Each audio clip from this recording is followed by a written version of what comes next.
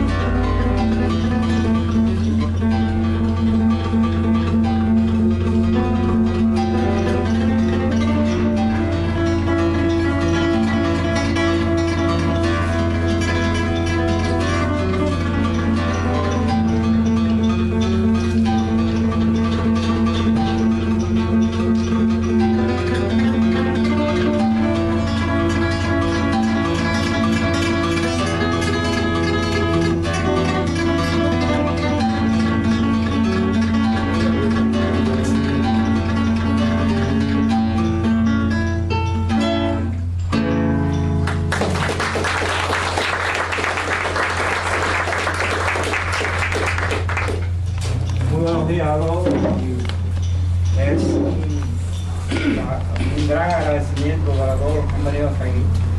Y bueno, el Capadoce, este año Sur Editores decidió nombrar autor del año a Roberto Méndez, uno de los escritores cubanos vivos más notables, sin lugar a dudas, con una obra extraordinaria en la prosa, en la poesía y en el ensayo. Y queríamos reunirnos en torno a su obra y a su persona, en un ambiente, como él también diría, coloquial, de amigos, sin mucho academicismo y con la emoción de tenerlo entre nosotros.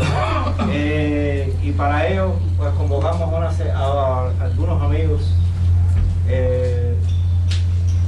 notables intelectuales cubanos que hablarán sobre su obra y algunos sobre su amistad, sobre su vida. Leila Lega, Daniel Césped, Reinaldo Montero y Norberto Godín. Comenzará Leila Humberto, Daniel, y en ese orden, y Reinaldo Serrano. A mí me gusta escribir, lo que voy a decir, pero en este caso algo no se movió bien y parecía que todo iba a conversarse. Y yo tenía algunas ideas sobre las que conversar acerca de Rubén, el tiempo en que él lo escribió. Yo soy una lectora que me encanta la poesía de Roberto. Lo conocí, conocí su poesía antes de conocer a Roberto. Después la vida nos puso en un mismo casi barrio del Auto. Él era el hombre que vivía bajo el Farallón e iba a visitarme. Y es un gran amigo que compartió con nosotros, con la familia, y la familia nuestra, los hijos iban a la escuela juntos. O sea, la vida me dio ese privilegio, me dio el privilegio también de conocer su pensamiento mucho más cotidiano, más a la mano, su familia, su amor profundo a la familia. Yo le hice una pregunta y él me contestó. Yo le dije, ¿qué no harías ahora en este tiempo? Y sobre todo, priorizó su familia, no dejaría de estar con su familia, no dejaría el país en lugar de asiento en el que está, porque a partir de aquí él ha hecho una obra extensa, una obra que tiene más de 40 títulos.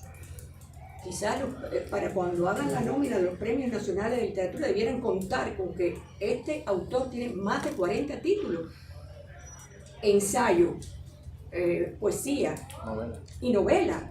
Y en ensayo ha dedicado gran parte de su vida a estudiar los autores, sobre todo poetas cubanos importantes. Lezama ha sido vital y ha sido una influencia importante en ese modo que tiene él de ver la poesía como filosofía, como expresión filosófica de una existencia, de un mundo. Pero bueno, volviendo un poquito a la anécdota, yo también me considero afortunada de haber tenido un compañero, Roberto, todo el mundo sabe que es católico. Yo soy estoica, creo en Dios, pero no soy católica. Pero respeto mucho eso y a veces me siento muy abandonada por Dios. Y me he reconfortado leyendo a Roberto, sobre todo en estos últimos 4 libros, Descenso de Alceste, Cartas de la Plaga, Diario de la Epidemia, y este último que es Las Bibliotecas Perdidas, que está en preparación, hasta 2023 ha estado en preparación, todavía lo está escribiendo, y he encontrado que las mismas dudas de ese hombre ante Dios, creo yo, es lo que leo, y ante la existencia y ante la soledad del ser, yo las he tenido, o sea, que yo siento una comunión. Roberto, yo guardo una imagen muy simbólica de Roberto y en 2009 yo casi quemé mi casa y tuve que hacerme un injerto, estuve en cama casi un año y la vocación también de amigo, de compañero, de religioso, no se puede explicar de tantas cosas, estuvo Roberto, me acompañaba, se sentaba en una silla y me acompañaba, yo con un dolor rabiando porque aquello era, pero Roberto estaba allí. Y extraño, ya me mudé, ya Rolando no está, vivo en otro apartamento y le debo a Roberto hacerle el té que a él le gustaba cuando vivíamos cerca y podíamos acompañarnos en las farmacias, en las conversaciones más triviales y en otras que no lo eran tanto. Me alegro muchísimo de estar compartiendo este espacio. Me gustaría haber escrito cosas más profundas, creo que las voy a escribir de todas maneras. Pero bueno, doy la palabra a los demás que tienen que decir cosas, supongo que mucho más importantes que las que he dicho yo. Gracias.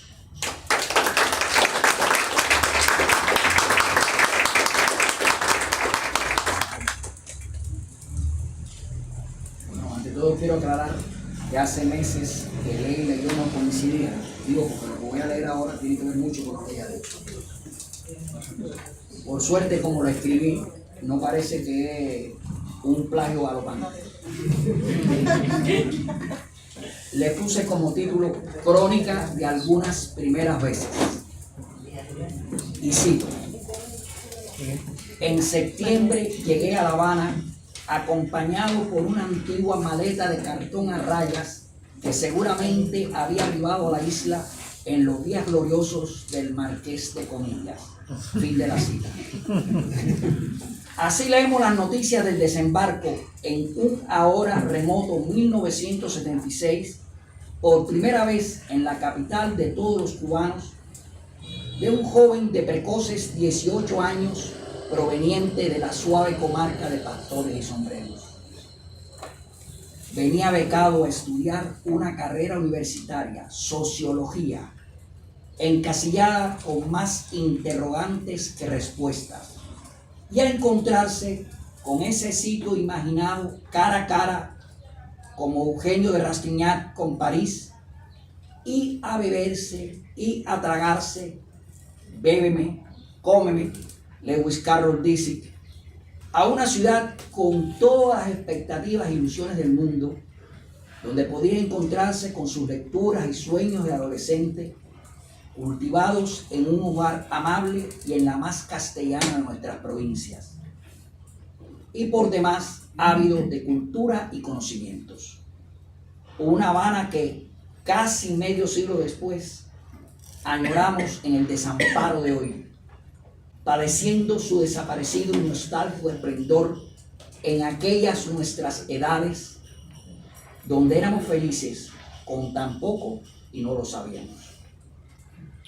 Una ciudad donde el joven franco y curioso que siempre ha sido, en sus primeras veces de iniciado, vería deslumbrado a Alicia Alonso bailar su Carmen en la Ciudad Deportiva, o en la Biblioteca Central de la tricentenaria Universidad de La Habana, despaliaba archivos, lecturas clandestinas, curiosidades librescas, o se tomaba un cóctel en el bar elegante del Hotel Riviera, mientras Felipe Dulzaide y sus armónicos eran dueños de la noche. Tal vez todavía no supiera que el notable músico era además el hermano materno de su admirada Fina García Marluz. Y cito a Roberto: si en algún momento de mi vida la cultura debió dispensarme una felicidad sincera y profunda, fue entonces. Fin de la cita. Lo resume con sus propias palabras en esa educación sentimental con la edad en que todo era posible. En cuanto a sus estudios de sociología, y lo cito, disciplina que por entonces ni mis condiscípulos y yo sabíamos definir, le sirvieron, amén, de ese callejear sin rumbo y con rumbo en su aprendizaje habanero, para conocer a profesores y amigos de siempre. A uno de ellos, Víctor Rodríguez Núñez, su compañero de aula y de noviciado en las lides literarias, debo el haberlo tratado un tiempo después de la llegada de ambos a los predios becarios de Tercera y F. Víctor, por cierto, autor de un temprano artículo aparecido en el Caimán Barbudo de la época, donde se interrogaba para qué servía la sociología, fue el primero que recuerde que apostó desde el principio y apasionadamente, de otra forma no sería Víctor, para los que lo conocen, sobre los talentos y virtudes de este condiscípulo que para el resto de los mortales no era más que un imberbe y silencioso gordito de provincia. Arturo me anotó como Reinaldo Montero, uno de los fundadores en 1971 de nuestras tertulias sabatinas en H17, sería otro entusiasta, igual en su caso no podía ser menos, en celebrar a aquel joven camagüeyano que, como rezaba un eslogan paternalista aparecido en los primeros títulos del Premio David, apuntaba a dar un paso más allá de la promesa. La vida le dio la razón a ambos con creces, y por eso hoy estamos reunidos aquí. Otra referencia ineludible de esos años iniciales de escaramuzas e inquietudes escriturales fue el taller literario Roque Dalton, que en los predios de la colina universitaria y su muy ilustre Parque de los Cabezones constituía un espacio natural de nuestras primeras lecturas compartidas. De esas peñas, en las mañanas de los sábados, Roberto recuerda, bajo el aura tutelar de la generosa Margaret Randall, al propio Rodríguez Núñez, a Arturo Arango, a Ramón Fernández Larrea. Conservo una foto generacional donde junto a los ya mencionados aparecemos, entre otros, desperdigados por muros, escalones, césped. Mario Benedetti, del que se adivina su perfil, como en toda foto de grupo que se respete, compartiendo su exilio con aquel puñado de desarrapados.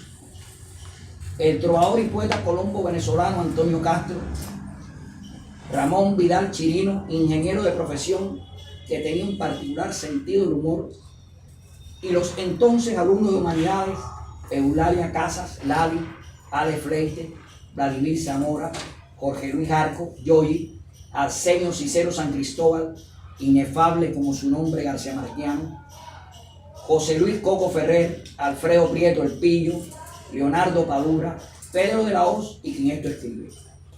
Años después, en sus respectivos momentos, lejanos o cercanos, Benedetti, Vidal, Antonio, Vladimir y Pedro desfilaron al más allá, limbo, universo u Olimpo que seguro tenemos los ateos, lo que comento con licencia de quien hace más de un cuarto de siglo fue designado consultor del Pontificio Consejo para la Cultura de la Santa Sede para Latinoamérica. Otra condición de su persona que enorgulleció a muchos de sus colegas, y aunque algunos nos apuntamos a paganos, nos reconocemos a su vez como creyentes fervorosos y convencidos de la amistad. Aunque nos conocemos hace casi media rueda y hemos sostenido siempre una relación espontánea y cordial, no se puede decir que seamos en toda la extensión del compromiso amigos asiduos o cercanos, pero sí por el devenir caprichoso o no del azar he tenido la oportunidad de participar con él en alguna de sus primeras veces.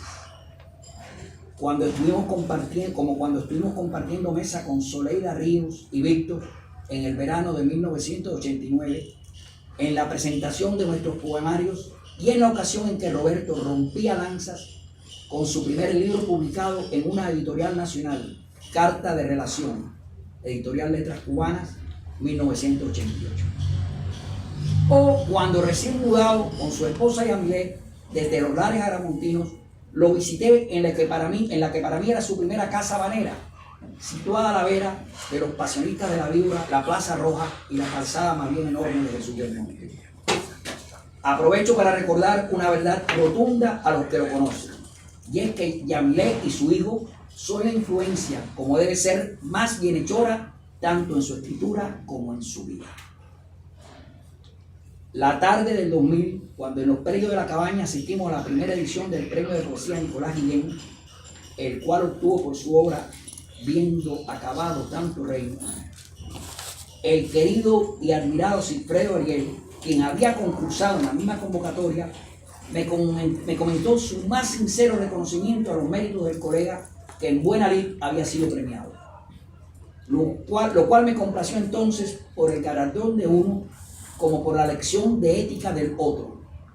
Como final feliz de esta anécdota, no nos extrañó e igual celebramos que al año siguiente el premio correspondiera a Sigfredo. Estuve presente también en su primer ingreso a la Academia Cubana de la Lengua como miembro correspondiente y que tuvo lugar en esta misma sala García Lorca en el 2006.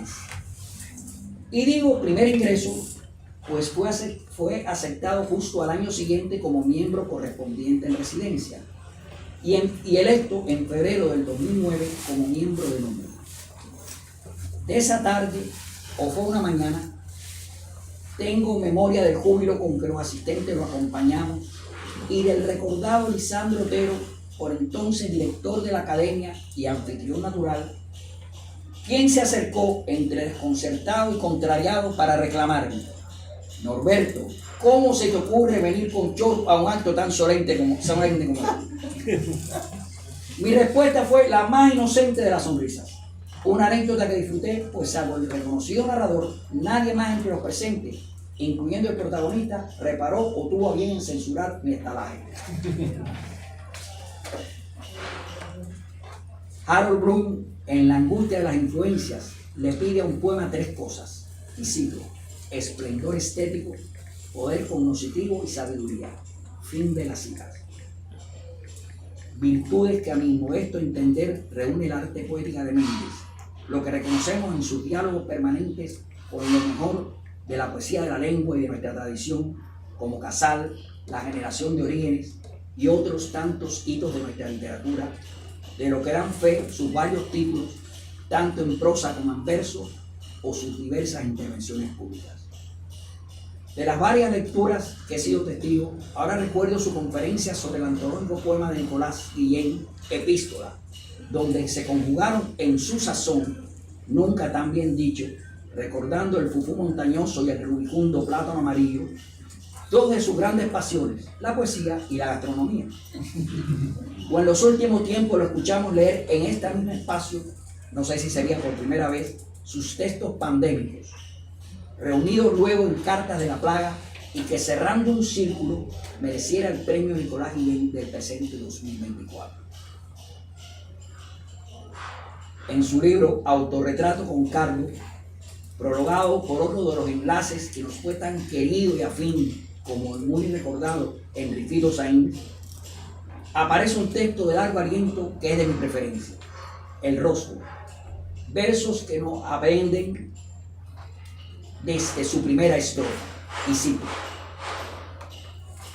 si los teólogos no supieron distinguir tu rostro, si las páginas revueltas, las elucubraciones se multiplicaron, cuando el mucho barro, la mordedura del tiempo y la ira escondían tus facciones, no fue su culpa.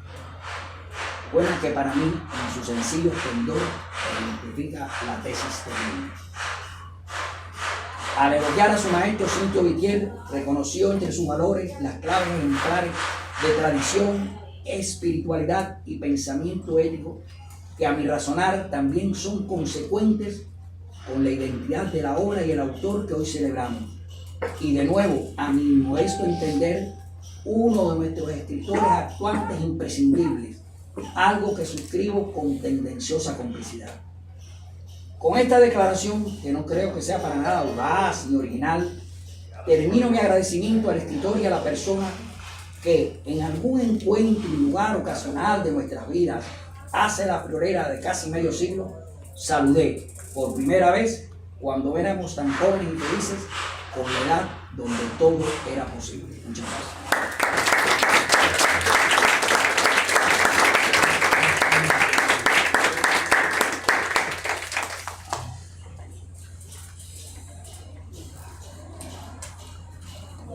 Muchas gracias por la invitación. Roberto me dijo que improvisar, pero como yo estoy todavía en fase recuperativa, imposible. Y traje algo escrito para más o menos amenizar esto. En el caso mío.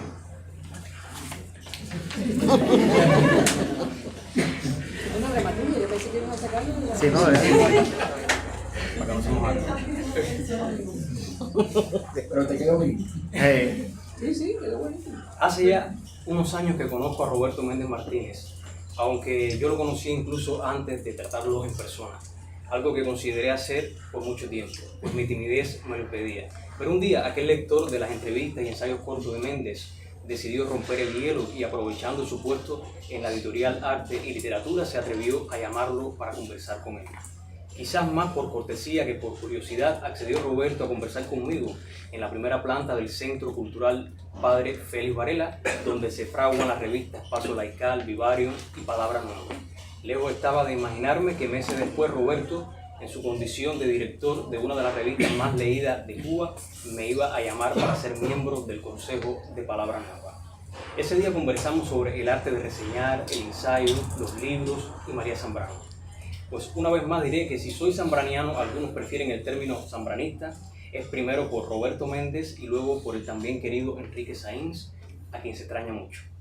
Con el paso del tiempo, la relación Zambrano, Roberto y mía no ha hecho más que crecer desde que leí de la editorial Capiro Castillo Interior y de Cauce en La Paz de estos desiertos. En ambos volúmenes destacan los ensayos sobre la pensadora andaluza. Roberto, que ha sido leal a María Zambrano, me ha aconsejado en más de una ocasión: léela con pasión pero siempre con cautela, para así no idolatrarla, para comprenderla como escritora, para entenderla como persona. Recuerdo también de aquel día cuando le revelé que uno de mis sueños era prologarlo. Qué pretensión la mía querer ser parte de uno de sus libros y nada menos que de ese pórtico intelectual, crítico y amistoso que supone un prólogo. En un momento que Roberto me miraba, se me ocurrió imaginar que iba a traer a colación a Ortega y Gasset cuando el conde de Nieves le pidió al filósofo un prólogo para su libro de caza y el ingenioso madrileño escribió: no sé por qué una cálida amistad necesita florecer en prólogos. Pero la ocurrencia muy cinematográfica se vino abajo ante la respuesta sobria de Méndez. No todos los sueños se cumplen, Danilo. Al pasar los años, Roberto se convirtió en un guía directo y exigente, ya fuera por los textos que siempre quise escribir o por encargo, esos que suelen ponerme los pelos de punta. Una vez en el Consejo de Palabra Nueva, donde rigor y amenidad se daban la mano, espero se la sigan dando, defendió un texto mío y cuando parecía que se iba a pasar para otro, me pidió una nueva versión porque la autora y su libro se merecían algo mejor, lo que agradecí luego. En otra ocasión gustó mucho una recensión de las que tenía que entregar cada mes por ser miembro del consejo y Roberto cerró con el siguiente comentario: espero que ese libro y su autora merezcan esa reseña tuya. Cuando Roberto pensaba que solo leía sus ensayos y narrativas, me pidió presentar uno de sus poemarios, Fiestas de Otoño, en una feria del libro, y unos años después pareció pedirme que escribiera sobre superstites. No obstante, me dejó boquiabierto cuando al entregarme un ejemplar iba de camino a mi casa y escribió un mensaje por WhatsApp: espero un comentario literario tuyo como los que hacían los grandes exégetas andaluces. Tragué en seco, sentado en una Gacela 5. Este y su libro hermano Descensos de Alceste han sido, sin embargo, dos de sus libros de poemas preferidos. Pensando en la espontaneidad de unas palabras para este día, encontré un mensaje por WhatsApp donde Roberto me dice: espero que el huracán te fuera leve. Por acá apenas se sintieron viento y lluvia, pero estuvimos más de 30 horas sin electricidad y sin agua, sin corriente. He pasado 2 noches sin dormir por el calor. Cuando puedas dar fe de vida, abrazos. Me preocupé porque pensé se me había olvidado responderle y porque 30 horas no me pareció mucho en comparación con los 5 días que estuve yo sin corriente. Pero al mirar bien el mensaje, me percato que no se trataba del presente contexto, sino de uno pasado, cuando otro huracán azotó el occidente cubano hace 2 años. Pues el mensaje es del 29 de septiembre del año 2022. Pero en honor a la verdad, prácticamente no ha habido tantos cambios. Parece un mensaje posterior al paso de Rafael. Aunque pensándolo bien, en 2 años ha habido novedades. Roberto ha ganado un nuevo premio, ha sabido permanecer en la academia con toda la parsimonia del mundo y pese a todo, ha vuelto a ser al mismo tiempo poeta, ensayista y narrador. Por mi parte, lo he podido entrevistar, he vuelto a escribir sobre otro de sus libros, hice las palabras de contracubierta de uno de sus más recientes poemarios y antes pude cumplir un sueño, escribí el prólogo de su libro sobre Lezama Lima, El tiempo dorado por el Nilo.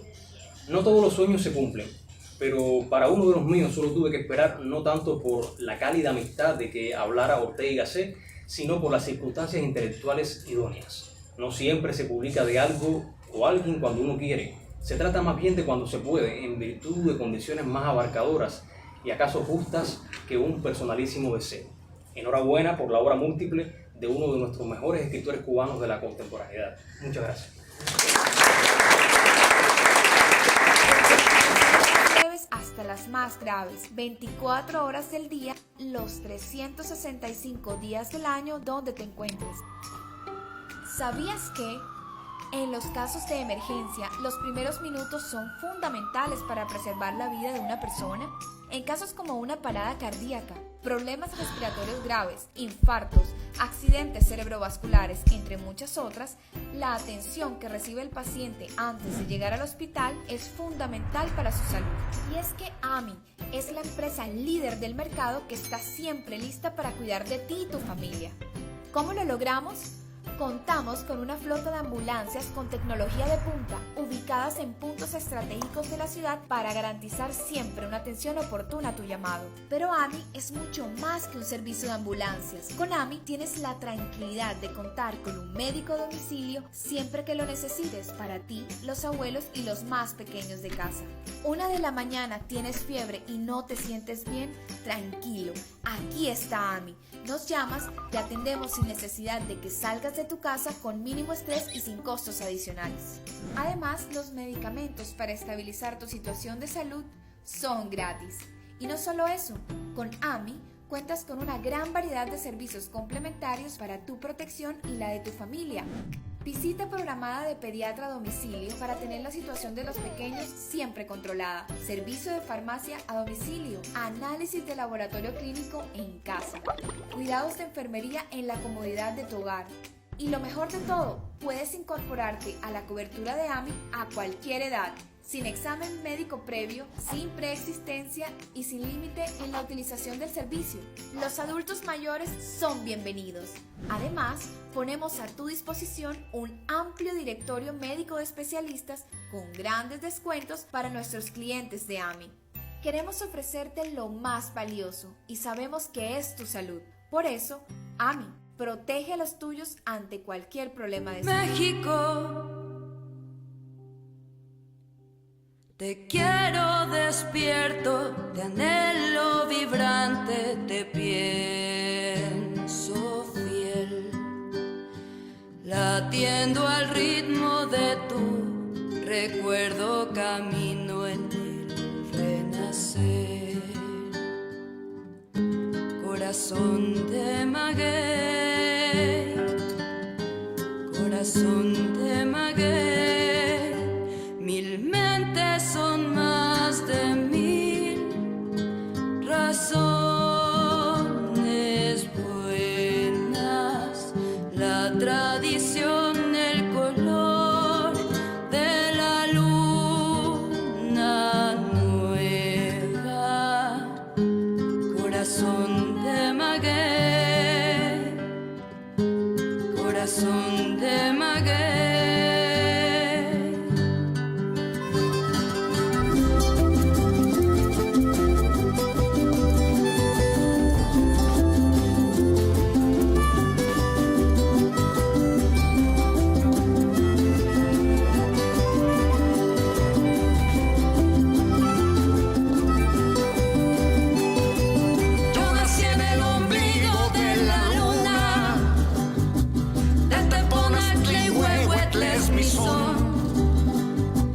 Con mil mentes se forma un corazón que hace de todas las naciones una.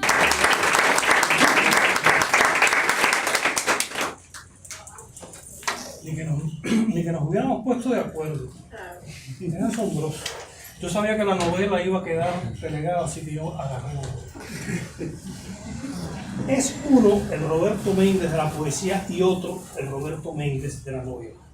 En las novelas se modera el recogimiento y la abstracción que campean en la poesía y se aviva la ironía. Y el poeta, embosado en personajes, se permite alguna que otra exaltación un poco menos que física, ajena a las otras exaltaciones, las que en su poesía andan por los adentros. No es que se vaya a pique la manera parsimoniosa de avanzar sílaba a sílaba, ni que el descuido haga su fiesta. Pero en las novelas de Roberto Méndez hay menos meticulosidad, al menos visible, y el trazo se ancha. A propósito de descuidos, Cervantes es el campeonísimo. Vuelve a aclarar que ningún escritor sería tan loco y tonto de colocar descuidos de manera deliberada, lo que ratifica la idea de que a veces duerme hasta el bueno de Homero, como apunta Virgilio, Marón, no Piñera. Tampoco lo perdemos. Así que en poesía podríamos llamarlo Roberto el Insomne. Mientras que en prosa, su mortero tiene arena de otra playa, un poco agreste, muy atractiva. Demos un paseo breve por dicho paraje. En la novela Ritual del Necio, con personajes del universo wagneriano y otros, aunque Perceval se llame tal cual y no Parsifal, encontramos la escritura que por comodidad la crítica llama poética. Les confieso que no sé qué se quiere decir con eso, porque si hay eficacia en el decir, la culpa no es de nadie más que de la poesía, incluso cuando se blasfema. Sí, en Ritual del Necio importa y mucho el regusto por la erudición. Con alternancias de guiños y burlas asistimos a una mascarada galante, que es como decir a una fiesta nombrable. Ahí están Lezama, Casal, Cecilia Valdés, El persistente espejo de paciencia, todos engastados en una estructura sólida que resiste el remandingo que arma un narrador inclemente al que le da la gana de ir de acá para allá, para acá, con un optimismo de chancho bonachón y con humor. Benditos sean los rocambolescos y el humor. El ritual del necio es además una suma de ensayos. Y lo es incluso cuando la novela no se pone juiciosa, que a veces muy juiciosa es. Y qué cantidad de metamúsica. No solo por culpa del personaje Andrés, me obligó a abocar el doctor Fausto de Tomás Mann. Recordemos, dicho sea de paso, que donde hay música no puede haber cosa mala, según Alonso Quijano, que no alcanzó a debutar reggaetones. Salgamos del ritual no del necio, sino del lúcido, y entremos en el callejón del infierno. Aquí la realidad es incierta y la ficción es verdadera. Todo es artificio verosímil y todo es certeza puesta en duda.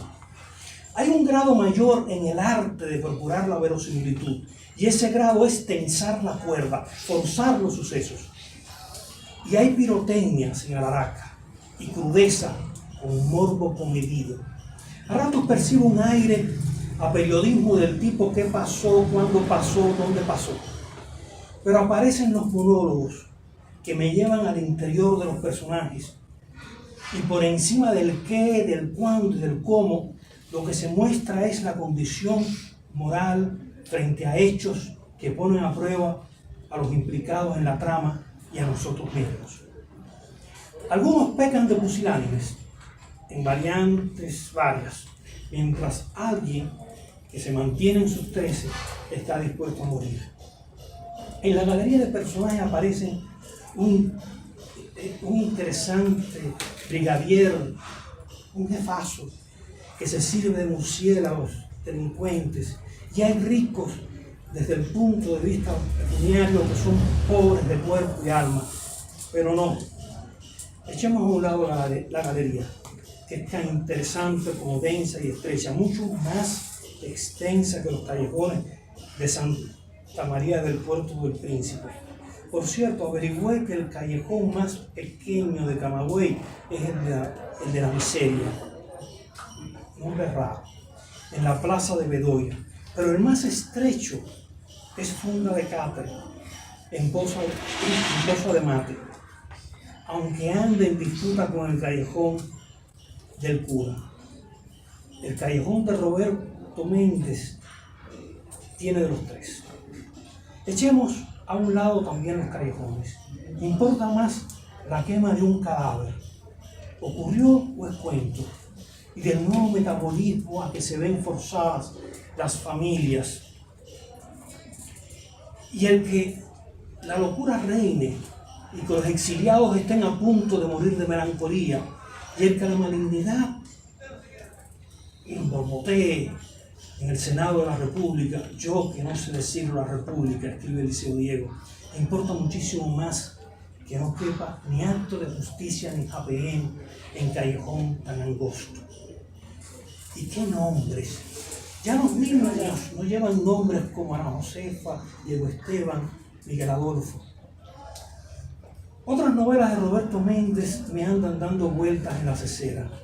Las repaso ahora mismo apuntando solo un detalle, uno, y rápido porque no disponemos de ustedes ni yo de todo el tiempo del mundo.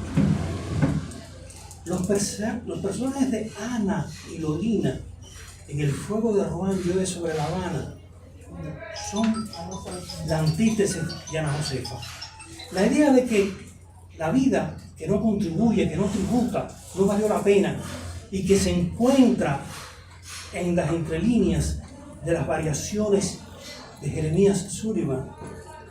Ese es un libro que poco a poco va creciendo como novela en mis entendederas.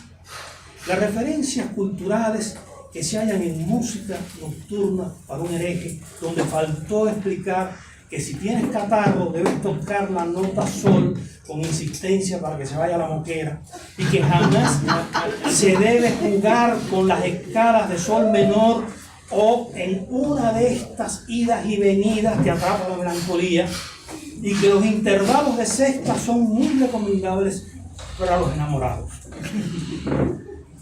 No he leído, y después de ese desierto, yo no sé si eso salió después del ensayo. O sea, era lo que te faltó poner en el ensayo, lo metiste en la novela. Bueno, puede ser. Ni el diario de la epidemia. Me interesa, pero el diario de la epidemia me interesa en mucho. La cena en el palacio del príncipe Ruspoli. Sospecho que la cena de Samiena se queda en Pisco Labis. Capítulo aparte es la suma de crónicas que se titulan Leyendas y Tradiciones del Camagüey, que me hizo evocar Oros Viejos de Herminio Almendros, uno de los primeros libros que leí, si no el primero. Debo confesar, entre paréntesis, que al principio tomé las llamadas a pie como absolutas supercherías.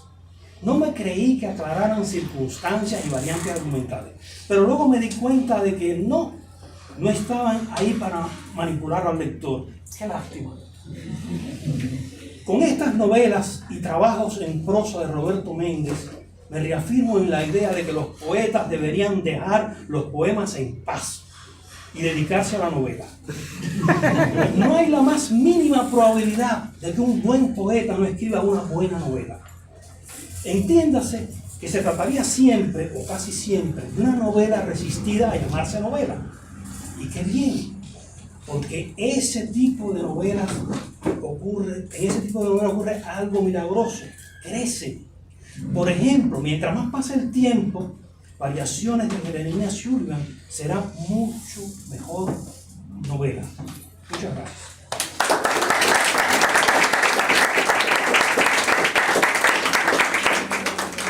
Bueno, Roberto, Bueno, ¿vas a decir algo? ¿por qué no le gracias. dan un espacio a Yalí para que toque A ver, estaba dejando. Y no, ella puede tocar ahora y después porque tiene un Ya, yo repertorio quería muy también- amplio y entonces poderme asentar lo que voy a decir. Ok, está perfecto. Sobre todas las cosas yo quería también agradecer, por supuesto, la presencia de la maestra Yadid González, Un honor una de para mí. esas maravillas de la Escuela Cubana de Guitarra, que en gran medida se la debemos a ese gigante que es el maestro Leo Bravo. Y bueno, Yadid es una de las grandes exponentes de esa gran escuela. Pues es un honor para mí estar aquí en el día de hoy y realmente agradezco muchísimo la invitación. Quería, mientras ustedes hablaban del maestro Roberto Méndez, bueno, yo recordaba al maestro Sergio Gutiérrez, que él una vez en un concierto dijo, venimos aquí para tocar, no para hablar, porque los músicos no hablamos mucho cuando estamos para tocar. Sin embargo, no puedo dejar de decir algo, el orgullo que siento de estar aquí hoy, porque he sido alumna del maestro Roberto Méndez por partida doble. En las dos licenciaturas que he hecho en mi vida, en primer lugar, lo conocí en el año 98, cuando empezaba mis estudios en el Instituto Superior de Arte, la Universidad de las Artes, y nosotros los estudiantes no nos perdíamos la clase del maestro Méndez, aprendimos de literatura, aprendimos de estética musical, y ha sido para mí muy importante eso en mi carrera. Después de terminado este tiempo y graduada ya de la Universidad de las Artes, comienzo mi nueva licenciatura en Humanidades en el Instituto de Estudios Eclesiásticos Padre Félix Varela. Y allí tengo la alegría de encontrar nuevamente al maestro Roberto Méndez, que es profesor estable de este prestigioso instituto. Y ahí aprendiendo de historia y de tantas cosas, ¿verdad? Y entonces, con el tiempo además, el ver en él es una persona que yo digo, él conoce la música como el mejor intérprete de cualquier instrumento musical. Aprecia la guitarra y tiene unos conocimientos extraordinarios, de los cuales yo bebí también para hacer mi maestría sobre la obra de Sergio Gutiérrez y sobre también el aprender de guitarristas, de la gran dama de la guitarra, que fue mi inspiradora a la hora de yo escoger este instrumento para estudiar. De manera que con el maestro Méndez he aprendido tanto. Recientemente me pidieron unas palabras de elogio para la distinción por la cultura nacional que se iba a otorgar al maestro Renier Mariño. Y la primera persona que yo me acordé para hacer aquellas palabras, que por cierto parece que gustaron porque me las elogiaron, después fue el maestro Roberto Méndez. Los músicos me dicen del Instituto de la Música, Yali, queremos que tú seas la cara de las palabras porque todas están bonitos. Tú escribes bonito. Y yo me quedo así. Y el maestro dijo, porque también es la más cercana, el maestro Renier. Y yo me acordé del maestro Méndez y me acordaba. Le decía, yo gracias, yo sé escribir un poco, con toda humildad digo, no me parezco en nada a los grandes escritores que hay aquí, humildemente lo mío es la música. Pero yo lo que he aprendido de escribir y las cosas que he aprendido a hablar, las he aprendido y le agradezco mucho, maestro. La primera vez que llegamos en su clase y había que escribir un trabajo, él dice, fíjense, me hacen este trabajo, era sobre espejo de paciencia. Dice, no me vayan a poner, es una obra muy bonita, es muy importante. Y más nada, y cosas, no, escríbanme las cosas. En fin, que nos dio muchas técnicas y a mí me dio mucho para aprender. Gracias a él y gracias, maestro. Quiero agradecerle muchísimo y la amistad. He tenido también la ocasión de conocer a su querida esposa, de apreciar también el arte de su hijo, que va por los pasos que tiene en casa con esa intelectualidad que él bebe. Y bueno, yo siempre también digo, he venido aquí para tocar y mi guitarra siempre expresa más, con mucho cariño y con las muchas gracias también por la amistad.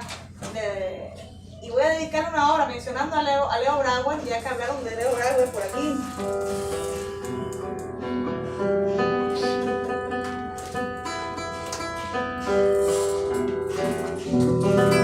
Voy a interpretarles Un día de noviembre del maestro Leo Brauer.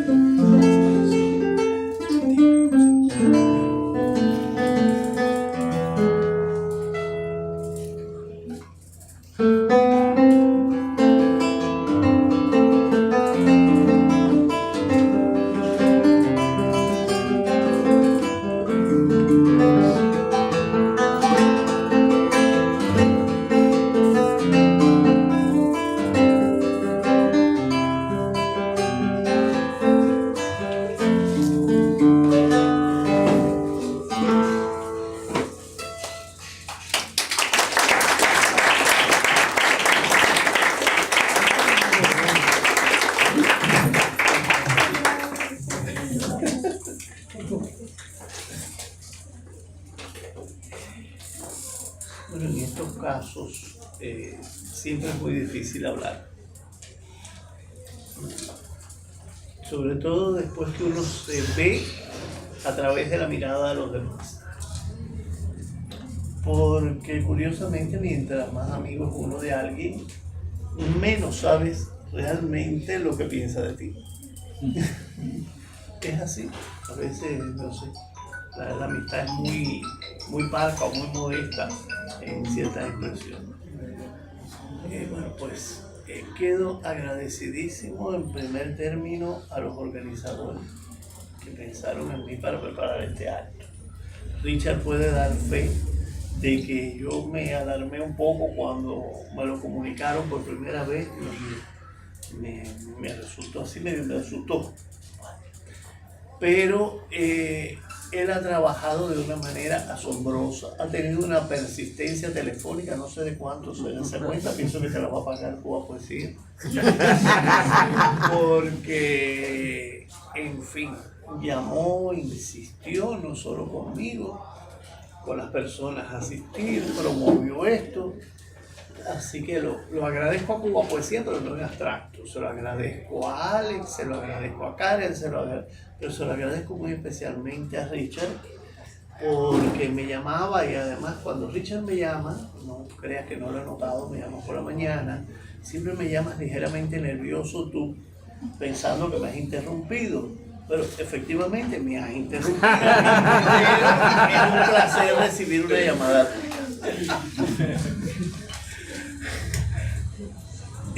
En segundo término, me alegro muchísimo de que no fuera un panel formal, exactamente, sino un panel de amigos donde las consideraciones personales sobre sus lecturas y las anécdotas pues me avivaran y me recordaran muchas cosas que ninguna de ellas la tenía olvidadas, pero escucharlas de otros era importante. Por ejemplo, la evocación del taller Roque Dalton, los días de EFI tercera, que para mí, yo hice 2 carreras en una, no sé si se lo he dicho a Leila alguna vez en una entrevista, yo hice 2 carreras y la más importante no fue sociología, fue currículum que yo me preparé en La Habana, exactamente de lo que yo quería aprender y saber, incluido las cosas que hice de manera supuestamente pragmática. ¿Cómo llegué yo al Caimán Barbudo? No, llegué por alguien que no está en esta sala, que vive en el extranjero hace años, Pompeyo Pino, que escribía de ballet. Y para mí llegar al Pino Pich, que también estaba en EFI tercera, pero a través de él me llevó con Noah, el entonces director de Pancho Noah. Y Pancho Noah me abrió la puerta. Yo me sentí así un poco sobrecogido, porque yo leía el Caimán en Camagüey en mis tiempos del pre y no suponía que podía estudiar. Pero en realidad lo que yo no le dije a Pancho Noah primero, o años después tampoco se lo dije a Paquita, era que yo necesitaba exactamente escribir para algún sitio crítica de esas cosas que la gente entonces escribía menos, que era música de conciertos y ballet, porque me permitía obtener las entradas y no tener que hacer las colas, especialmente las colas para los festivales de ballet. O sea, gracias a eso, de momento, siendo yo alumno que estaba, creo que, no sé, a la mitad del segundo año, me colgaron en el cuello una credencial de periodista a Caimán Barbudo y pude entrar en el Teatro García Lorca sin aquellas colas tremebundas y pintorescas que un día voy a incluir en alguna novela, porque ya eso se ha perdido. Ahora son de otra forma, pero entonces eran muy pintorescas, hasta se bailaba ballet las cosas, aquello era especial. Y también de alguna manera agradezco la evocación de amigos que debieron estar aquí, pero no es posible, al menos de manera visible, pero sé que nos están acompañando. Uno es Enrique Saín, que no fue exactamente un colega de academia, ni estrictamente la persona que me escribió ese prólogo, que en varios ensayos suyos habló a mi modesto juicio con acierto de mi obra, aunque yo no siempre estaba de acuerdo con el sino que era sobre todo un amigo de la familia. Una gente que hasta me pasaba cada cierto tiempo la sugerencia para ser invitado a almorzar o a comer. Y que llegó a hacerse amigo de mi suegra, y si yo no estaba en la casa, él podía sentarse con ella a filosofar. Es decir, alguien que... Y en el caso de Sergio Vitier, aunque el trato no fue tan dilatado, fue alguien que yo no conocí por sitio y fina. Lo conocí en los afanes periodísticos del Caimán, en un aniversario de Danza Nacional de Cuba. Hicimos una amistad inmediata y lo más que puedo decir de Sergio tantos años después, aunque sigo enviando su música, es que con Sergio Vitier me tomé yo las botellas de ron más cultas del mundo. Nunca fue tan productiva una botella de ron como fuente cultural como con Sergio Vitier. Así que me alegro muchísimo de eso. Hay cosas que uno a veces no sabe o tiene que venir otro a recordártelas. Por ejemplo, a mí me ha sorprendido muchísimo que Reinaldo Montero se haya leído Variaciones de Jeremías Suelva. Una novela que no le gustó ni a la editora, que puso una nota atrás, además de permiso, que dice el libro que ni siquiera acepta la definición de novela. Exactamente, yo quería hacer otra cosa y este dato le encantará a Yalí. El otro día yo se lo contaba en casa a Álvaro Castillo, que está aquí, y es que yo soñé con un libro que más bien fuera tipo plaquet, que solo la primera y la última parte estuvieran pegadas al lomo del libro. Lo demás debían ser hojas sueltas que a usted quisiera o no, seguramente se le iba a caer, y después usted lo armara como quisiera porque era como música aleatoria. Exactamente. No tablero de instrucciones como Rayuela. Enseguida la gente ha dicho Rayuela. No, nada de Rayuela, no había tablero de instrucciones. Lo que pasa es que eso la editorial de Tacubana no le sonó a nada, pegó todas las hojas y se acabó. Y se quedó con el orden ese, pero pues, si a alguien le queda, seguramente ya el libro se desencoló. Prueben hacerlo así y quizás tengan una lectura más placentera del libro. Ahora, ese libro para mí fue un gusto escribirlo. Tengo hasta anécdotas con la escritura del libro. No sé si porque realmente lo necesitaba o porque me pareció elegante entonces, en los lejanos años 80, donde todo se podía. Le pedí a mi jefe en Cultura Provincial que me ayudara a conseguir una reservación en el Hotel Ciego de Ávila para irme solo y terminar de escribir mi novela. Ese es el tipo de cosa que es insólita. Pero mi jefe no solo lo entendió, me proporcionó todo para llegar al Hotel Ciego de Ávila, tener mi reservación. Y había una cosa así en aquel hotel medio vacío con que aquí hay un escritor. El resultado fueron dos anécdotas. Una, yo tenía ya la novela escrita, en esa época uno hacía manuscritos, y los extendí en el piso de la habitación para tener una idea de qué composición podía tener eso. En ese momento entró la camarera y decía, ¡ay! ¿Y ese es papel? Los recogí como buenamente, como eran aleatorios, y decidí hacer mi sitio de escritura de la piscina donde nadie se bañaba porque era el invierno cubano, pero el agua estaba lo suficientemente fría para no bañarse. Y pasaba por allí el de la piscina o uno de los camareros del bar de la piscina, y por fin llega y me dice, ¿y usted qué está escribiendo? Digo yo, una novela. Dice, ¿una novela? Ah, yo creía que eran letras de bolero. Sí, algo de eso, detrás de la onda de la música aleatoria puede estar el bolero también.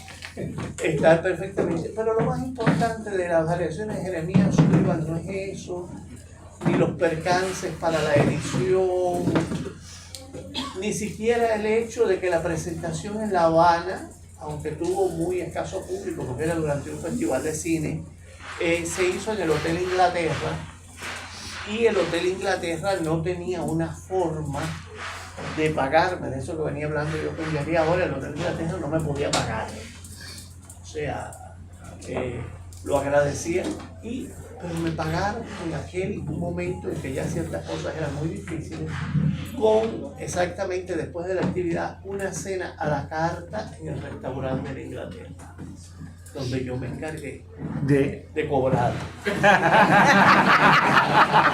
Eran años muy difíciles, estamos hablando ya de los 90. La novela se escribió en los 80, salió a principios de los 90, cuando ya ustedes saben que las cosas no estaban como decían en Inglaterra. De hecho, en esa época uno ni lo dejaban entrar a esos hoteles.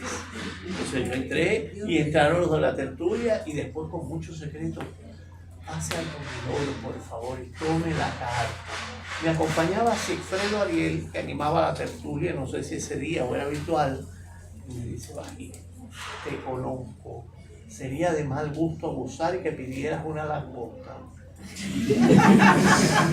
Me conoció las intenciones, entonces yo más modestamente me decanté por los camarones, pero un gran plato en el Inglaterra en los años 90 era algo que yo sabía que no, bueno, no lo he vuelto a probar en Inglaterra jamás, ya no pongo los pies allí.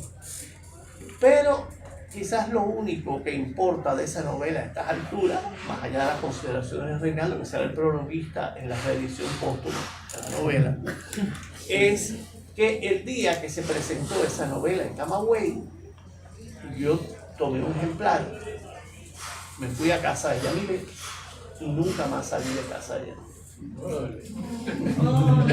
Quizás eso es lo principal, aunque creo que ni a ella ni a su familia la novela le sonó a nada. Pero siendo Belita. Una de las críticas más rotundas la dio una tía de Yamile que dijo: ¿qué va? Esa es de esa novela que hay que leerse con un diccionario. Usted se cree Alejo Carpentier.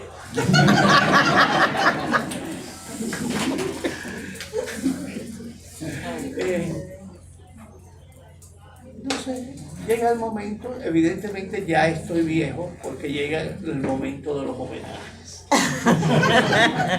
Uno le encantaría a veces que se los dieran a los 30 y pico de años, pero esperan al doble para empezar con ellos. Pero al menos se tiene una cosa, la sensación, Daniel, de que no todos los sueños se cumplen, pero que algunos después la realidad se parece a ellos. Una cosa que yo he recordado hoy es una historia de mis años de infancia en Camagüey, en la calle con mi padre, pasando por la Plaza de la Merced, y habían abierto una instalación que había sido antes un establecimiento comercial de grandes vidrieras, era la sede del Instituto del Libro. Y yo le digo a mi padre: ay, yo un día quisiera entrar aquí, que publicaran un libro. Y me dice: ahí no publican libros, ahí traen libros, no publican libros. Bueno, como la vida es tan curiosa, años después, cuando empezaron las ediciones territoriales, todavía no era la risográfica, era la colección Ácana, ese sitio se convirtió en la sede del Centro Provincial del Libro. Y allí se hizo el trabajo editorial de mi libro Desayuno sobre la hierba con máscara. O sea, a veces esos sueños, sobre todo cuando no son demasiado ambiciosos, se cumplen. Como es el caso de Daniel. Como es el caso de Daniel. Así que, muchas gracias. Yo no voy a leer. Pensé alguna vez leer un poema para cerrar, pero bueno, hoy no es día de leer. Hoy es día de agradecer. Porque que esta sala, creo que teniendo yo algo así como el centro de la actividad, solo 2 veces en la vida se ha llenado esta sala. Y las 2 ha estado Norberto Codina. Una, cuando mi discurso de entrada como miembro correspondiente de la academia, ahí tenía cierta explicación, entre otras cosas porque estaba la academia sentada aquí adentro, era su local de reuniones, su sede entonces. Y la otra esta vez. Y eso solamente me lleva a otro detalle. Ya yo conocía la casa antes que fuera el Centro Lorinaz, porque visité a Dulce María Lorinaz. Todavía yo me horrorizo de pensar las impertinencias que yo le dije a yo, estudiante universitario, Dulce María Lorinaz. Creo que no le incomodé tanto que no me firmara un ejemplar de su libro Jardín y de su primer libro de poesía, que todavía tenía ejemplares, tenía un arte especial, parece, para guardar libros. A mí me daría mucho trabajo encontrar un ejemplar de mi primer libro de poesía, como le consta a Álvaro. Pero venía también a las reuniones públicas de la academia en el tiempo que la academia la presidía el doctor Ernesto Digo, que había sido amigo de mi abuelo. Me abrió las puertas no solo de su casa, sino la de las reuniones públicas de la academia aquí. No tenía la menor idea entonces de que iba a ser académico. Es decir, hay muchas cosas que se despiertan en la memoria. Yo sencillamente les doy las gracias también a los que asistieron, porque yo sé lo que es reservar un pedacito de tiempo a las 11 de la mañana, desafiar el transporte, desafiar el calor, desafiar los apagones para reunirse aquí. Muchas gracias a todos.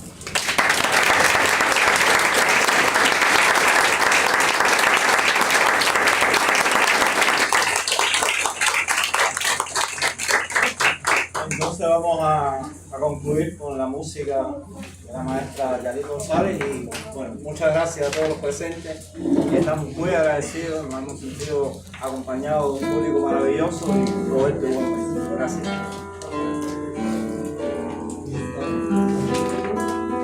Yo le puse cuerdas nuevas a la guitarra y todo para este día.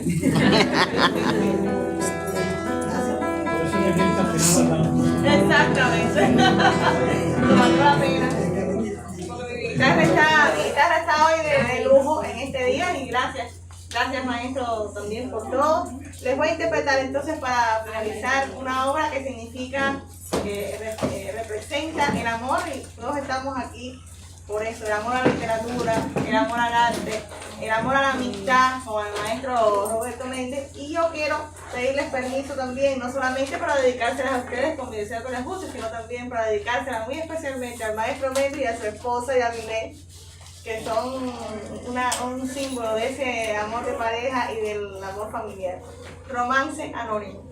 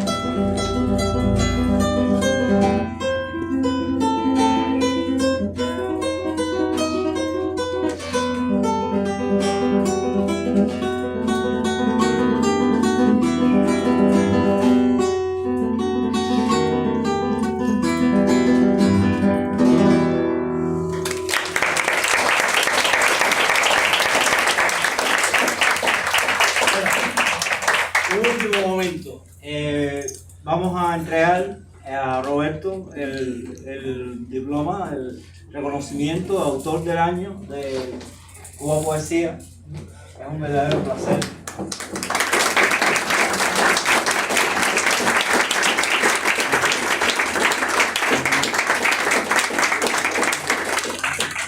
Gracias, porque se me está acabando el año ya.